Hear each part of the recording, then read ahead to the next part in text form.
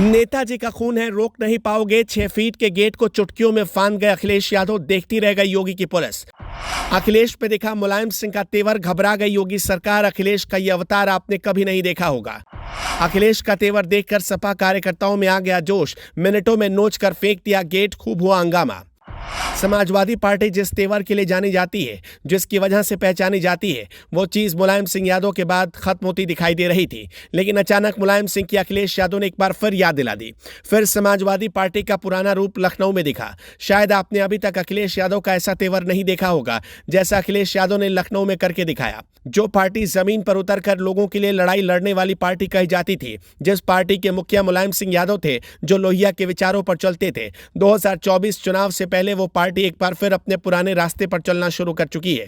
खुद मुलायम सिंह यादव के बेटे अखिलेश यादव ने अपने पिता के तेवर में पार्टी को आगे बढ़ाने का काम किया। अब आप सोच रहे होंगे कि अखिलेश यादव ने आखिर क्यों 6 फीट की छलांग लगा दी, क्यों गेट कूद कर गए और क्यों सपा कार्यकर्ताओं में इतना आक्रोश था। आखिर योगी सरकार ने ऐसा क्या कर दिया? तो चलिए 2 मिनट की रिपोर्ट में आपको सब कुछ विस्तार से बताते हैं। बता दें कि सपा मुखिया अखिलेश यादव 8 फीट का गेट फांद कर जेपी एनआईसी के अंदर घुस गए और जेपी की मूर्ति पर माल्यार्पण कर दिया। जेपी की जयंती पर अखिलेश यादव गोमती नगर स्थित जेपी एनआईसी सेंटर पर माल्यार्पण के लिए जाना चाहते थे, लेकिन एलडीए ने अनुमति नहीं दी। अखिलेश यादव रथ से जेपी एनआईसी पहुंचे थे। भारी संख्या में कार्यकर्ता मौजूद थे। जेपी की जयंती पर राजधानी लखनऊ में श्रद्धांजलि को लेकर संघर्ष शुरू हो गया। जेपी नारायण इंटरनेशनल सेंटर के गेट पर सपा कार्यकर्ता धरना पर बैठ गए। लोकनायक जयप्रकाश नारायण की जयंती थी। समाजवादी पार्टी प्रमुख अखिलेश यादव को श्रद्धांजलि देने जाना था, लेकिन उन्हें अंदर नहीं जाने दिया गया। बताया जा रहा है कि एलडीए ने गेट पर ताला डाल दिया है। इसके विरोध में बड़ी संख्या में सपा कार्यकर्ता धरना पर बैठ गए। सेंटर के बाहर सुरक्षा तैनात कर दी गई।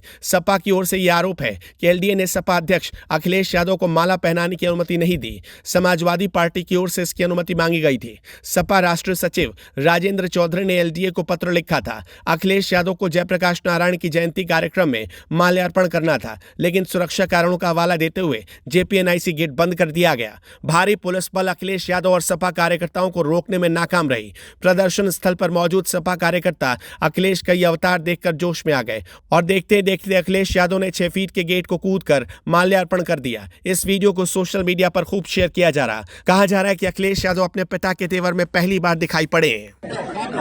आज हम जैसे पहले कार्यक्रम समाजवादी लोग करते रहे हैं, उसी तरीके से आज जयप्रकाश जी को संपूर्ण क्रांति के नायक के जन नायक नेता के लिए हर वर्ष हम लोग आज की तारीख में आते थे। और ये कोई पहली बार नहीं है कि इस जेपी समाजवाद म्यूजियम में हम लोग माल्यार्पण करने पहली बार आ रहे हों। लेकिन पता नहीं सरकार टीन की शेड लगा करके, टीनें लगा करके, दरवाजा बंद कर करके, ताला लगा करके पता नहीं क्या बताना चाहती थी। ये वही जेपी हैं जिन्होंने संपूर्ण क्रांति का नारा दिया था, और वो इसलिए दिया था कि उन परिस्थितियों में उस समय पर चरम सीमा पर महंगाई थी, चरम सीमा पर बेरोजगारी थी, चरम सीमा पर भ्रष्टाचार था, और न जाने कितना उनके साथ देश के समाजवादी नेताओं को जेल जाना पड़ा, इमरजेंसी लगी।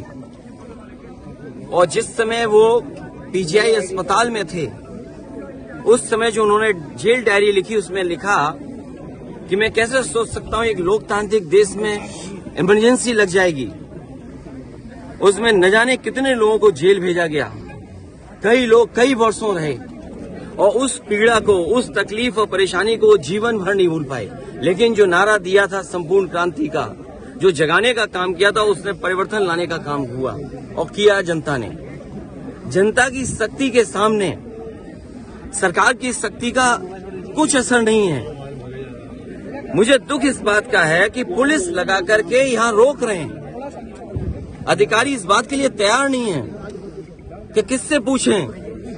तो कम से कम ये देश की और प्रदेश की जनता जाने और लोग जाने आखिरकार कौन रोक रहा है, कौन रोक रहा था।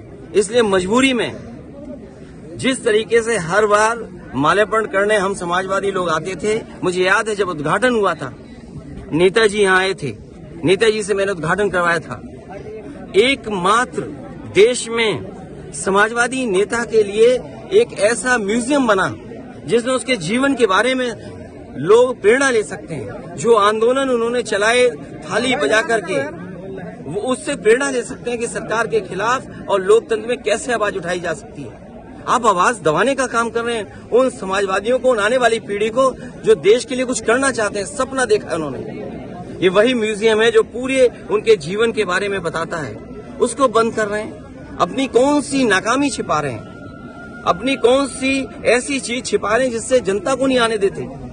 न केवल ये म्यूजियम जो पीछे बड़ी इमारत है, बड़ी बिल्डिंग है, जो कभी नेताजी ने, जॉर्ज फर्नांडिस ने और उस समय के समाजवादी लोगों ने इसका शिलान्यास किया था। एक सरकार आई जिसने काम नहीं होने दिया, उसके बाद समाजवादी सरकार ने, पिछली सरकार ने इसको शुरू किया। और न केवल भारत में, बल्कि अगर ये बिल्डिंग बनकर के तैयार हो जाती तो दुनिया में एक पहचान बनती इस बिल्डिंग की कि हाँ, जेपी के नाम पर जिसने इतने बड़े देश के लोकतंत्र को बचाने का काम किया, लोगों को जागरूक किया और एक आवाज दी उन्होंने। और मुझे लगता है कि देश की जनता को एक बार फिर इस सरकार की ताकत के खिलाफ लड़ना होगा और बिना जनता की शक्ति के लोकतंत्र, समाजवाद और सेक्युलरिज्म बचने वाला नहीं।